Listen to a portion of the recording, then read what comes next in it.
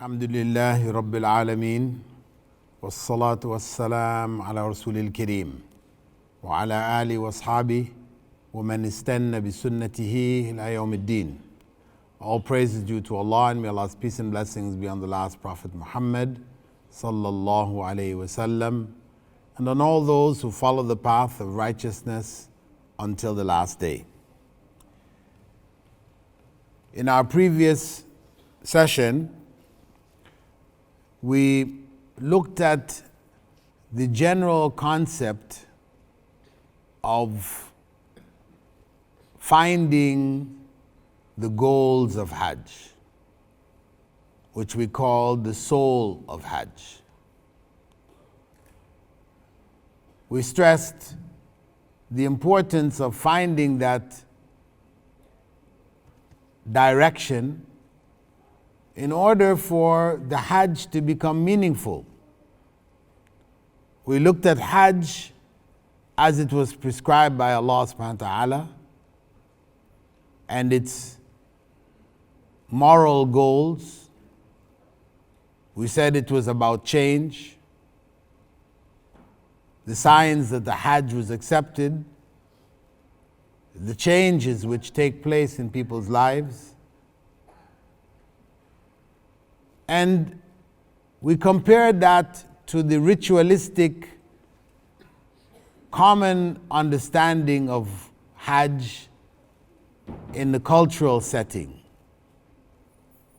For the cultural Muslim, a person who is Muslim based on culture.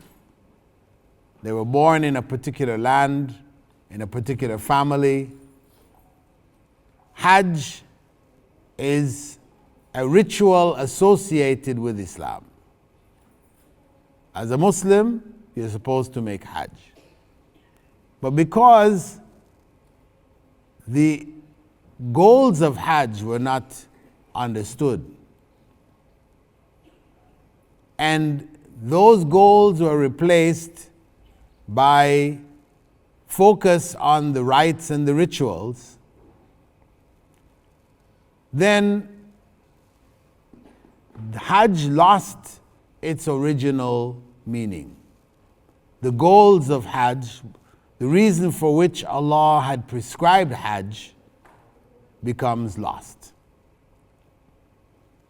And we said this was among the reasons why traditionally in Muslim communities, people are discouraged from making Hajj if they're young. They're encouraged to leave Hajj till the end of their lives, because they're looking at Hajj, as a vacuum cleaner, which sucks up all of the bad, the sins, etc.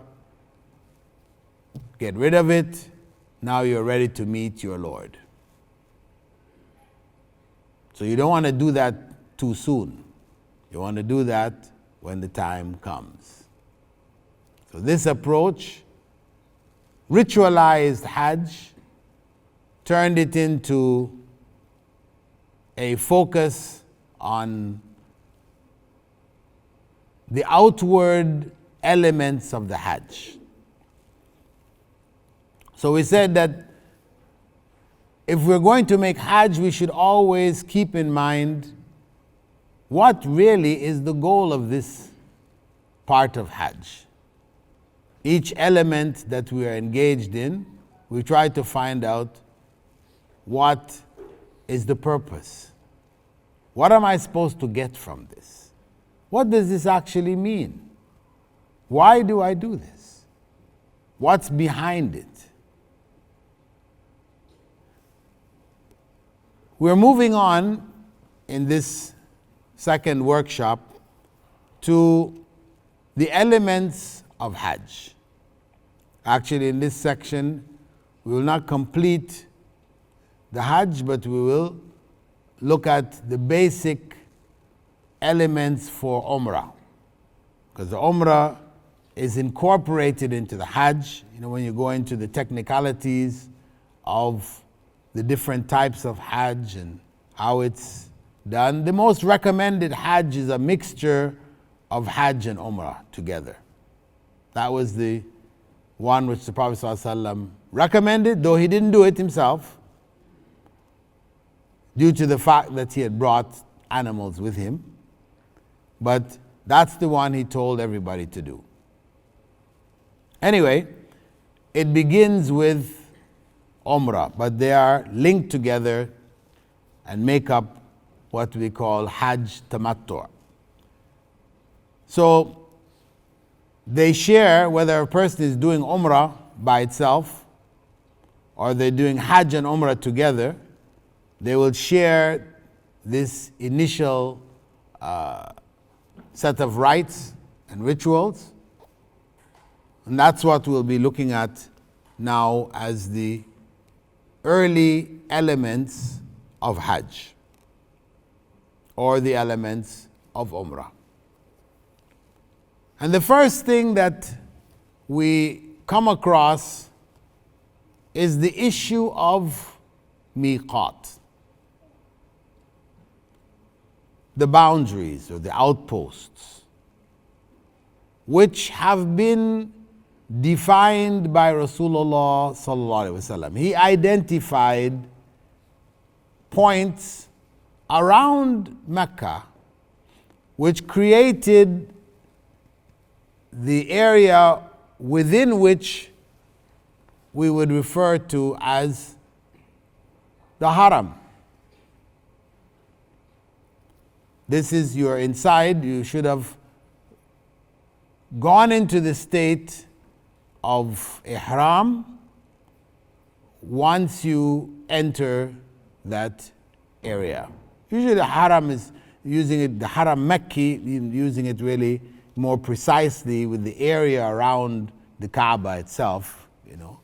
But once you have actually crossed these boundaries, then you have entered to the sanctuary where you are supposed to be wearing a particular dress. We'll be looking at it, the ihram.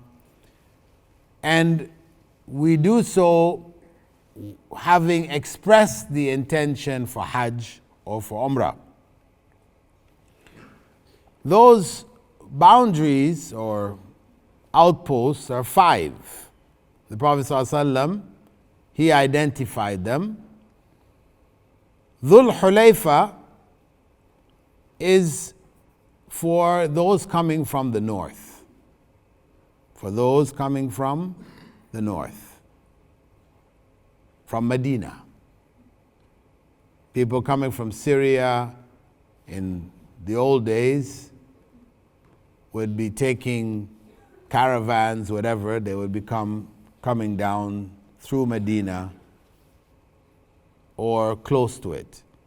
Now, you will not find any place called Dhul Hulayfa. What you see there is Bir Ali, the well of Ali. So that is the common name for that area now, that boundary from the north.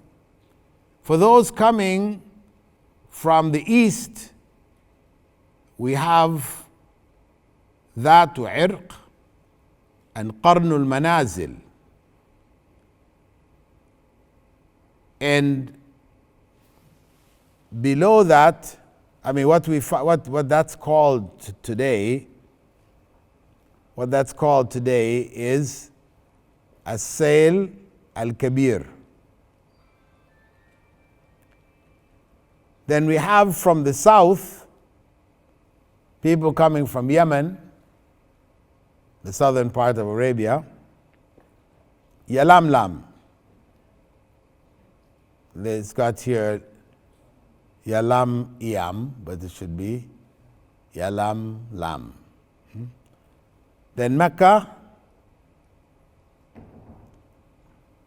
to the west of Mecca, you're going to Jeddah. Right? Jeddah is already within the boundaries. And that's why if you're coming to make Hajj or Umrah, you need to have made your intention for Hajj or Umrah before you land in Jeddah. Jeddah is within these boundaries, right?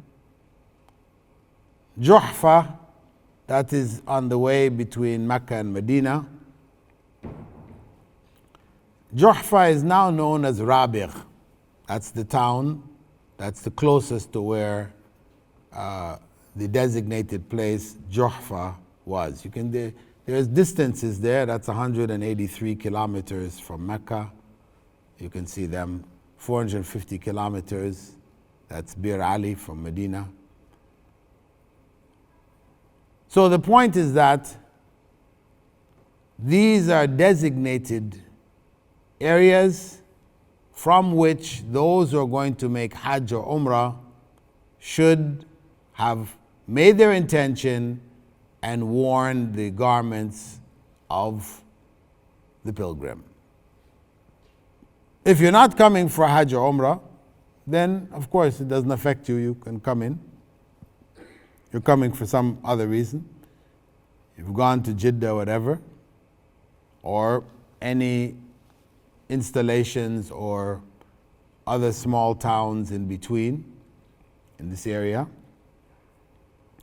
And then if you decide whilst you are there, you finished your job in Jeddah or any of the other towns, Rabigh, etc., and you decide, okay, let me go make Umrah, then you make Umrah from your house. You make your intention, put on your garments, etc., because you're already within the miqat. You're inside of the miqat area, so you just use wherever you are as your point for entering into the ceremonial consecrated state of ihram.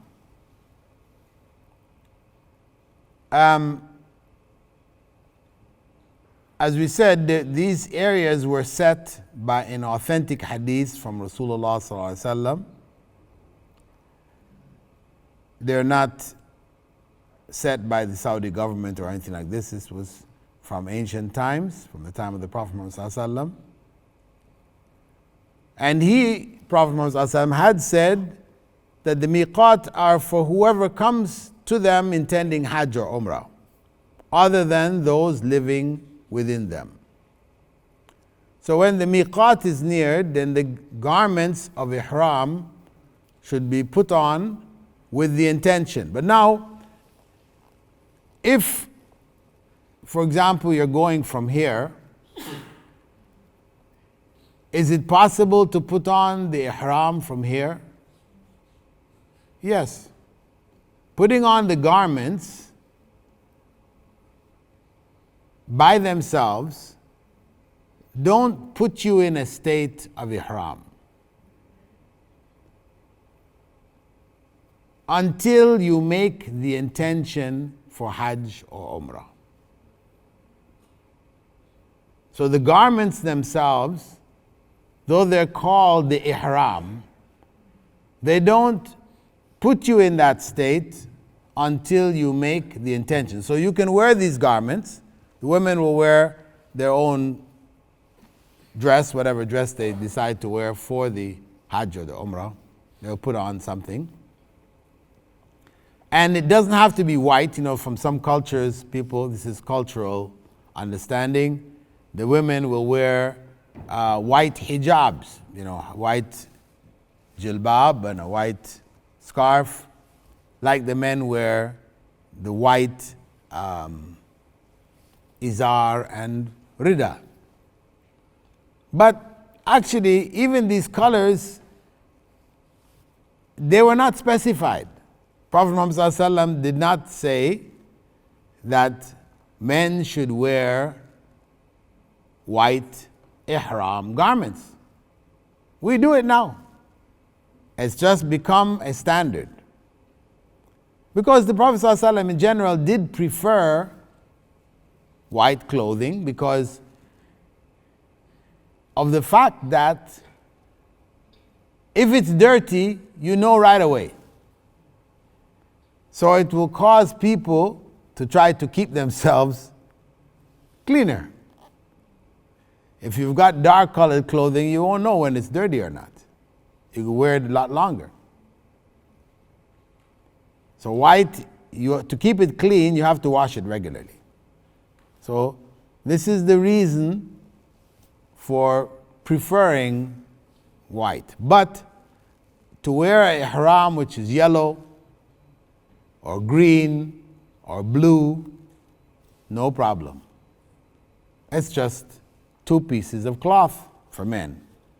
Just 2 pieces of cloth. It could have stripes in it. It could be anything, actually.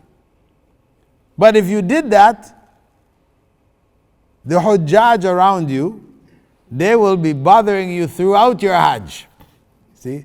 So though it's something, it's permissible, it's not advisable. Because you'll just be annoyed by them. Why are you wearing this? You're not wearing ihram. Go get your ihram, They don't know. Because they've only seen the pictures and everybody's wearing white. So that's what it has become. That's become the standard. It's like the Kaaba. The Kaaba is draped in black. But that's not what it was in the time of the Prophet ﷺ. Nor for 100 years after the time of the Prophet ﷺ. It's not until the Abbasids that they put black. Otherwise, before that, it was striped, it was other colors. But now, if the Saudi government were to change the kiswa and make it yellow, man, they would be accused of changing Islam. You have all these people ready to attack them. Even though it's perfectly legitimate. It doesn't have to be black. But in cultural Islam, we're focused on what we're used to, what we have seen, what's in the pictures, and that's how it's got to be. Otherwise, it's not right. We don't understand. It's just traditional. So the point is that the ihram garments don't put you in ihram until you make the intention. So you can wear your garments, go to the airport, get on the plane. Well, you could change on the plane, but if you have to get into one of those bathrooms and you have to go and try and put on, my advice is wear it from your house and, relieve yourself. Otherwise, you're going to have, a heck of a time trying to tie up your izar, in the bathroom because it's so narrow. You don't have very much space. Right? So you wear it where it's convenient, and then when you're on the plane or on the bus or whatever vehicle you're traveling in, you see the sign on the road if you're on the road, the boundaries of Haram is coming, Miqat, or you're on the plane and you hear the pilot announces you're now coming to the Miqat, then you make your intention, and with that intention, you now enter into the state of ihram. And we know that the term ihram and haram and haram, they're all related. The issue that people commonly ask, why it is called Masjidul Haram? Is a masjid you go and do haram there? What is that? Masjidul Haram? Why? Are we supposed to avoid haram? And the ihram, you're wearing ihram. It's because we've not understood what the term haram and ihram and haram actually mean. Because the term, this verb and its derivatives, refer to consecration, where something is being allowed and something is not being allowed. Some lines have been set. In this state, then you shouldn't cut your fingernails, shave your hair, wear perfume. There's things that are forbidden to you. The state is not a forbidden state. No, it's an obligatory state if you're going to make Hajj or Umrah. But it's a state in which some things have become forbidden. Just like the Masjidul Haram is a place where the Haram is where things are forbidden. It's forbidden for you to go and cut trees, kill animals. There's a bunch of things which are hunting, etc. Not allowed. So when you're in this state, this consecrated state, you're not allowed to do certain things. So that's where the concept of haram, ihram, etc. comes. Anyway, if you wear these garments outside of Hajj and Umrah without the intention, it's nothing. It's just a towel. Now we are wearing towels. It could be a sheet. It doesn't have to be thick. Now people wear the towels. It's more absorbent for sweat, etc. If you're just wearing sheets, then if you start sweating, it will be all over it, right? So this is why they switched to towels now. They're like two towels. But the lower one is called izar, and the upper one is called rida. Izar, which just means like longi, or the equivalent term sarong, depending on your culture, what they call it. And the upper part, it means like cloak. Rida means like cloak. You're wearing it over your shoulders. So those two pieces of cloth, normally when we leave this world, we are wrapped up in a couple of pieces of cloth. So the wearing of this is actually reducing us to the lowest common denominator.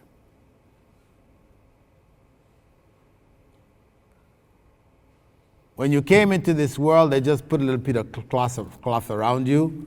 When you entered into the world, they wrapped you up. And when you're going out of the world, they wrap you up and send you out. You're buried. So this state is one in which you are disconnecting yourself from the dunya. You're disengaging with the dunya. You're trying to minimize, put yourself in as simple a state as possible. And in our times, for some people, to put on the ihram, it's, for men who you have been raised with the idea that you wear underwear. Now for you to be walking around without underwear, it's like strange, weird. Psychologically, you feel uncomfortable. But underwear is only something that came up in the last 100 years. Before that, people didn't wear underwear. Same thing for women. So, these are changes that have happened in our culture which make ihram uncomfortable now. But it's part of, we have to overcome those attachments, those feelings of, what is proper dress and all these kind of things, and just let it go. This is the idea. It's just letting go the dunya. We usually spend so much time, or you're wearing pants, it has to be ironed this way, that way, you're wearing thobe, it has to be ironed up in this way and that. Everything is done in a particular way. You using perfumes, oils, underarm deodorants, all kinds of stuff now which involves preparing oneself to go out into the world. But here we're giving up all of those things, letting all of it go. These things are no longer important. But it doesn't mean at the same time that we become unhygienic. See, some people think, then you shouldn't do anything. No, you still bathe. Some people, when you bathe, maybe some hairs might fall off your body because you're not supposed to remove hairs. No. If you take a shower, you wash yourself. In the process of washing yourself, a few hairs came off. It is nothing. It doesn't count as anything. Right? Islam stresses hygiene. It brought hygiene to most of the world. Most of the world, people were not involved in hygiene at all. Without divine guidance, people live like animals. Just barely a few notches above the animals. So it's divine guidance which now brought hygiene into the world. So, though we become simple, we don't become unhygienic. And the ihram, these garments, as I said, for women, they don't have to wear white. They wear a jilbab, an outer garment. People call it different names, but jilbab is the one mentioned in the Quran. With a scarf, or it could be a one-piece scarf and robe together, any color. And black is not necessarily preferable, though it has become common practice to wear black, but it's not. It could be any color technically.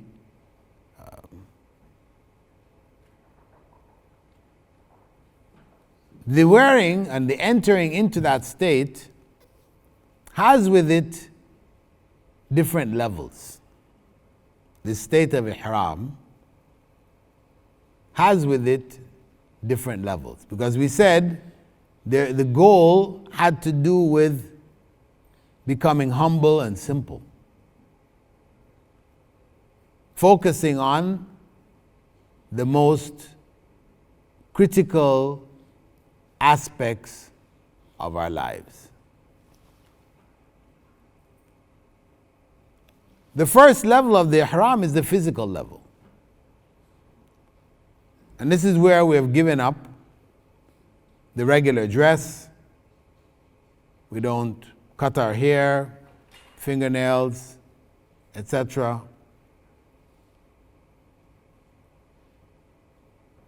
That is bringing ourselves down a notch on the physical level. The second is the psychological level, because that physical act should have along with it a psychological impact,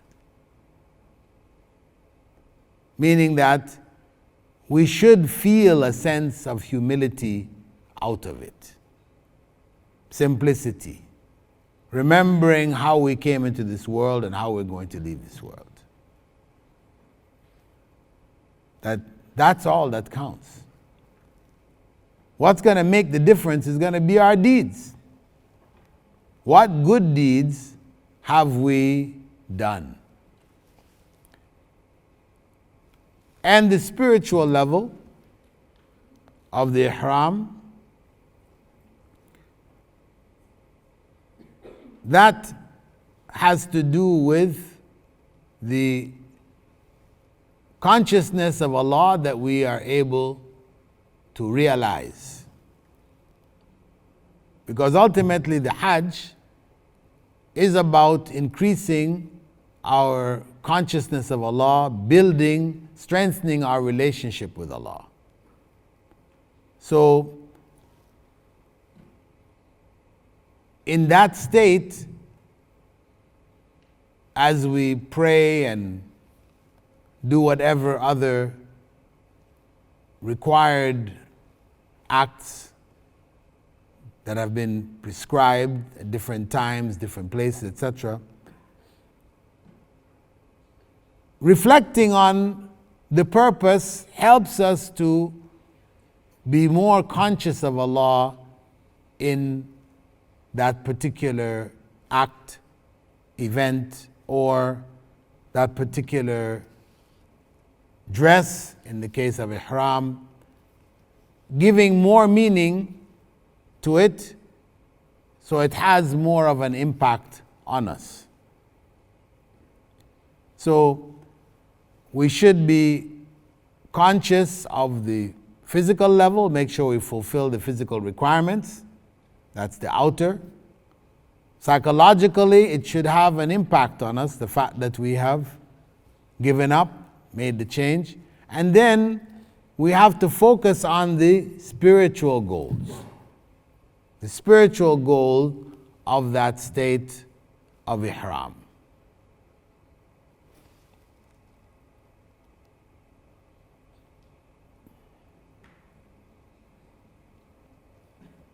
So as we said, the physical level, we have given up so many of these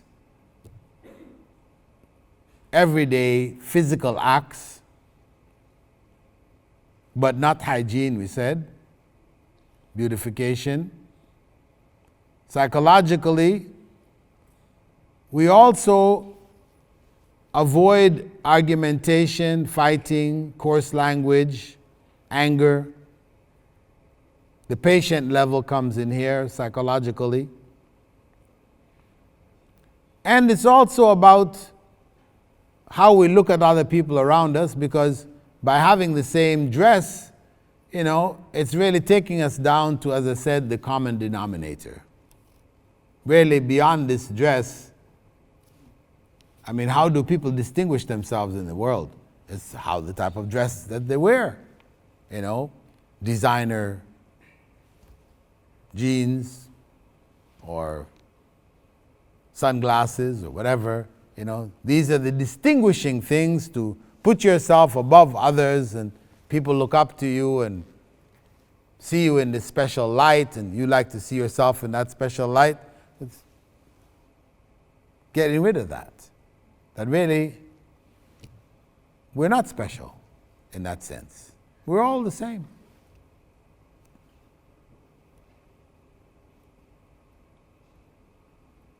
And as I said, the spiritual is about building our relationship with Allah. Because in that state, we're giving up things which are halal, giving up things, doing certain things which are halal, in order to strengthen our will to give up things which are haram outside of Hajj. As a general principle, the state of ihram does not make halal anything which was haram. It does make haram things which were halal. Right? Is that clear? If you think about all the things that you can't do, these are all halal things. So we're giving up some of these halal things. Why? Because in doing so willingly, doing so in order to please Allah, then our willpower to be able to leave the things which are haram, which Allah has in fact forbidden at all times, it becomes strengthened. Our willpower, our spiritual connection with Allah will help us to give up those things. And that is the spirit of obedience.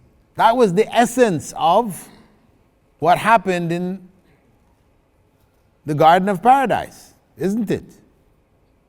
The whole trial for Adam and Eve, what was it all about? Obedience. That's the common denominator. Obey. That is the essence of worship of Allah, is obedience.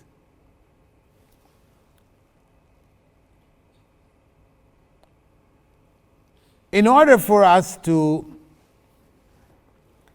express our intention, we have this principle in Hajj known as Talbiya, where we express that intention vocally. Normally, intention is in the heart.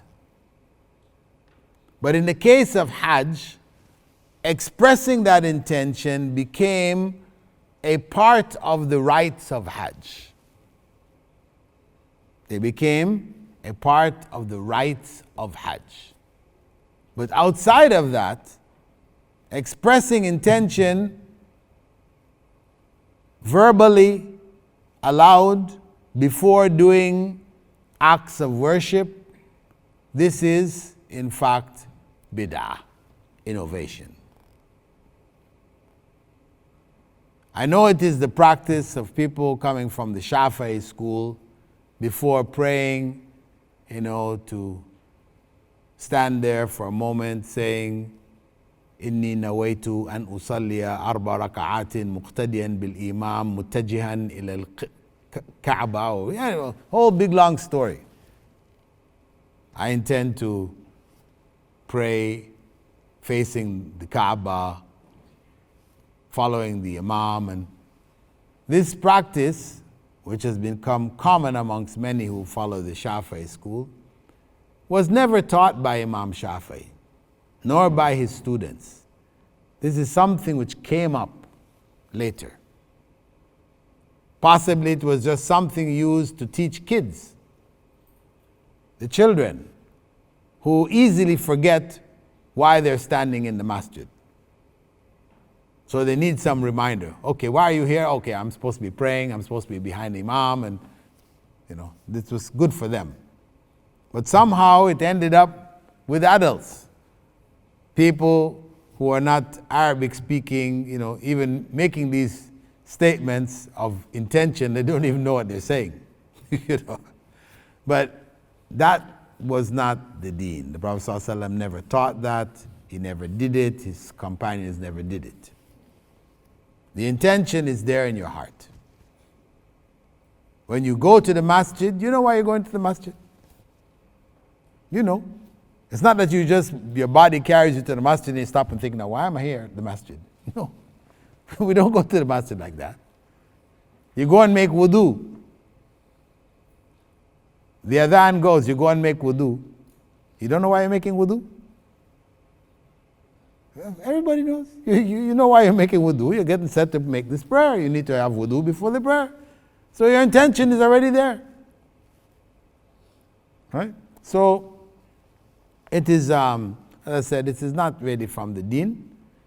And it affects the prayer also, because people may come there and they still haven't finished saying, and the Imam goes into ruku', and you miss part of your prayer still trying to catch these, du'as or expressions of intention before the act. So in Hajj, this is unique. This is the only time that we are required to express our intention aloud, verbally. Allah made it one of the rites of Hajj itself. You all know it, you've heard it many times. Labbaik Allahumma labbaik. This talbiya that we're making, actually, it is a response to a instruction which was given to Prophet Abraham, actually. Yeah. When Prophet Abraham had completed building the Kaaba, Allah instructed him to announce to the people that they should come and visit it from far and near, on camelback. So when Prophet Abraham invited the people, he was told to invite, and there was nobody there to invite. Our response, labbaik Allahumma labbaik, we are responding to that invitation of Prophet Abraham. That's the link. We're linking with ancient history, the beginning from the time of Prophet Abraham. Right? So in it, we express in the beginning, labbaik Allahumma umratan or umratan ila al-Hajj. We express that intent of which one we are going to do, whether it's just Umrah alone or whether it's Umrah and Hajj together. We say that once we have made that statement, we're now in the state of Ihram. Even if we're not wearing the garments. Even if we're not wearing the garments. And there are certain types of garments which we were not allowed to use. The Prophet ﷺ did clarify, garments which are stitched. People understand this to mean that there should be no stitches on the garment at all. Now when they talk about stitched garments for the ihram, this is for men really, for women it has to be stitched. But for the men, what they mean is that it's not stitched into a sleeve. So, there's special stitching which gives it a shape, and that's what it means. It doesn't mean that if the cloth that you have has some stitches, even if you stitched a pocket in it to keep your valuables, it's okay. And so people go to the point where they say you can't even have shoes with stitches. You have to wear, regular flip-flops, rubber sandals. That's what you have to wear through here. No. If you have leather ones which has got stitching in it, they say, stitches. They have not understood what the issue of the stitching is. It's not the issue of simply because it has a stitch makes it now not acceptable. No. It is your clothing not cut in such a way and then stitched to form standard normal clothing that you would wear outside of your state of ihram. That's the whole point. So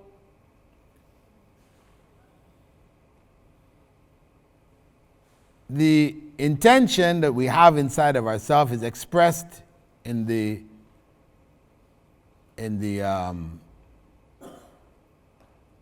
statement Allahumma labbaik umratan, or labbaik hajjan if you're just doing hajj alone, or umratan ila al-hajj if you're doing what they call hajj tamattu', where it's combined. And this is recommended to be said when one is in one's seat in the journey that you're taking towards Mecca.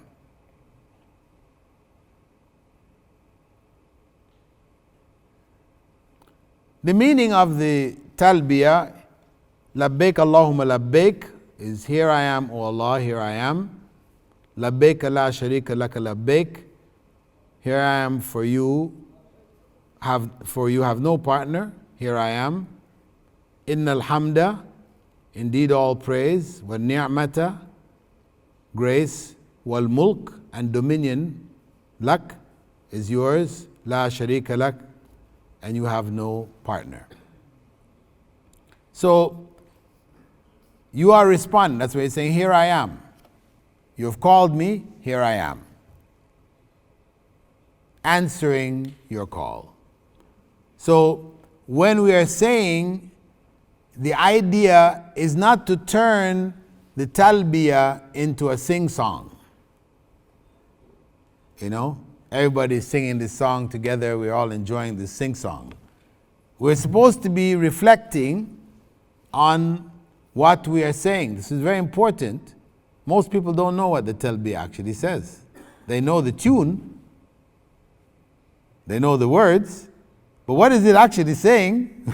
They don't have any idea. So how then can you benefit from the Talbiya? So it's just like a ritual that is done. It's a part of the Hajj thing that you do, but it has no impact on you. There's no impact. How can it if you don't know what it is, what it means, what you're actually even saying? So this is like the general principle we spoke before, where Allah said in the Quran, أَفَلَا يَتَدَبَّرُونَ الْقُرْآنَ? Will people not reflect on the meanings of the Quran? Where we have gotten into the habit of just reading the Quran without understanding it, singing it like a song, no meaning, has no impact, it's just a ritual. So the same principle which applies with the Quran applies here with the Talbiya.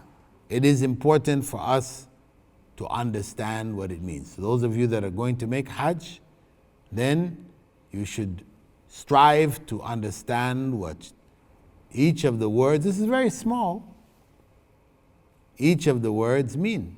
You're going to be repeating it over and over throughout the Hajj.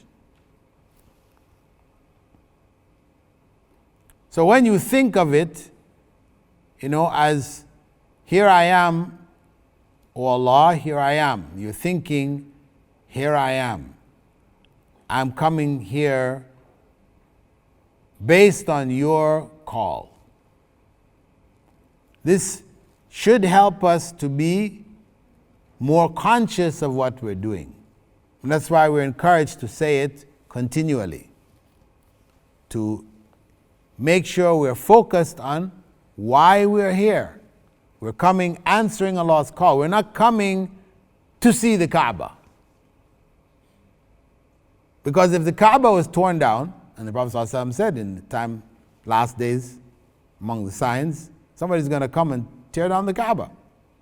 There will be no Kaaba there. So what? Then there's no Hajj? No Umrah? No. Hajj and Umrah is not dependent on the Kaaba. The Kaaba was knocked down before. In the time of the Sahaba, Abdullah bin Az-Zubair, when he was declared the Khalifa, the Kaaba, he was based in Mecca. Hajjaj ibn Yusuf, others, they came, they attacked and broke down the Kaaba. They fired rocks on Mecca, and the Kaaba was knocked down, crumbled.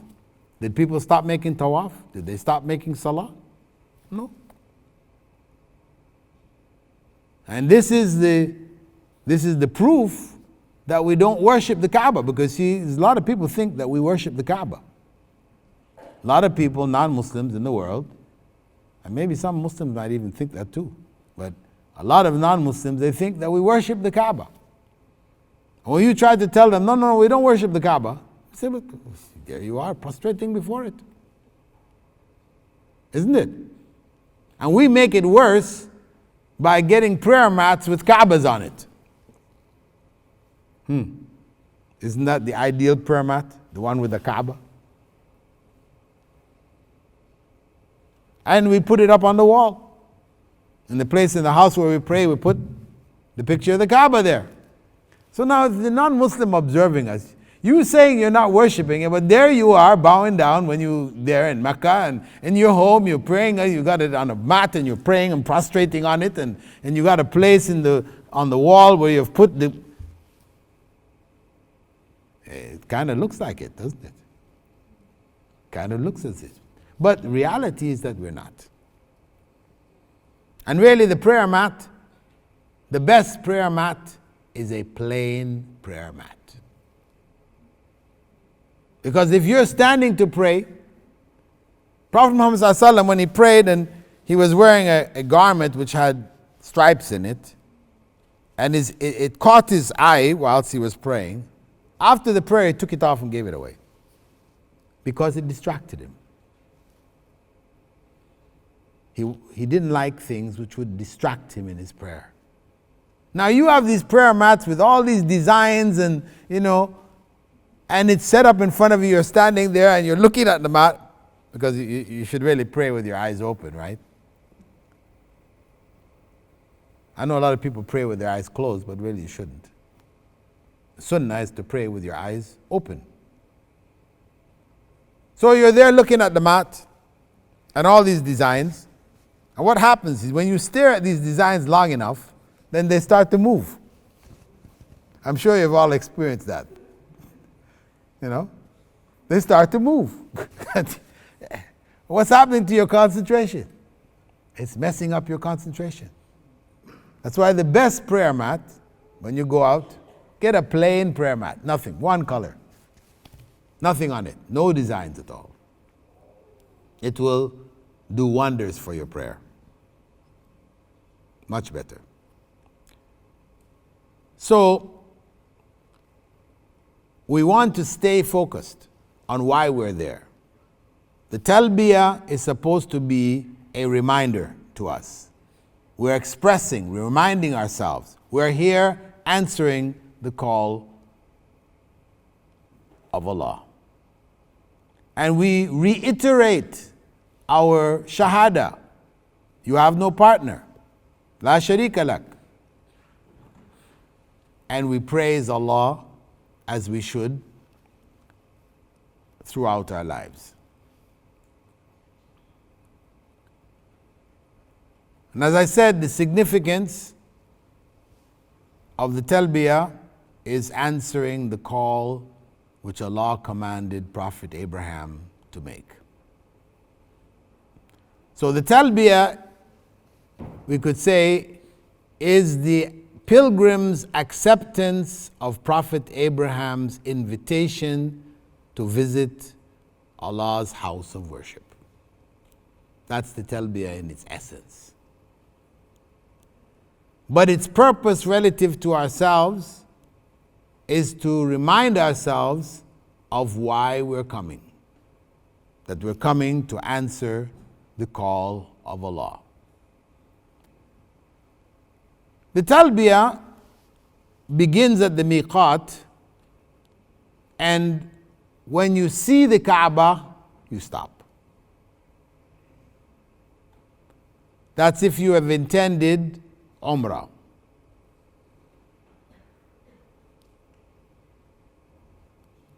If you are doing Hajj, then you stop after the casting of the stones, Rami, at the largest Jamrah in Mina on the 10th of Dhul Hijjah. This is when you stop the Talbiya. And the Talbiya, as I mentioned, is repeated. It should be repeated different points. The Prophet ﷺ and his companions, they used to do it when they were traveling on camel. They were walking when they were going up hills. They would do it when they were descending. When they joined up with other groups of people, they said it after the various prayers and in the morning and in the evening. Talbiya is recommended to keep us in remembrance of the purpose for which we are there. And the Talbiya should be said in a loud voice. People might be shy to do it now, unless they all do it together. But it should be, as the Prophet ﷺ had stated, Jibreel came to me to convey Allah's message that I should command my followers to say the Talbiya in a loud voice. It doesn't mean shouting a voice, you're saying it aloud, as opposed to just saying it under your breath, labbaik Allahumma labbaik. You say it audibly. labbaik, Allahumma labbaik. You can hear yourself. It doesn't have to be screaming. You don't go to one extreme or to the other.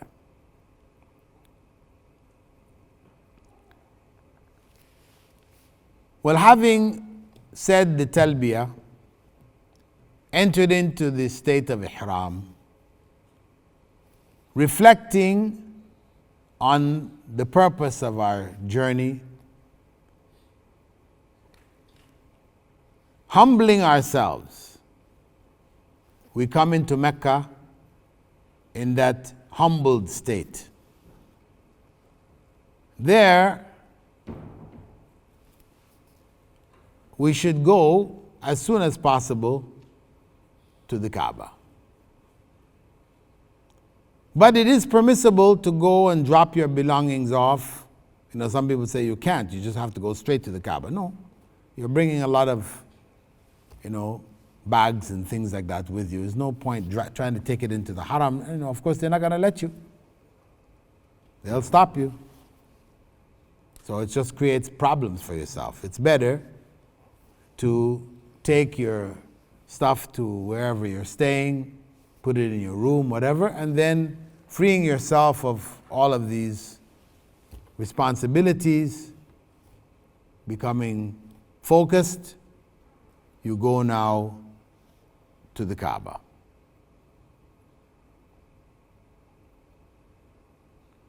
And it's interesting to note that in coming to the Kaaba, Mecca,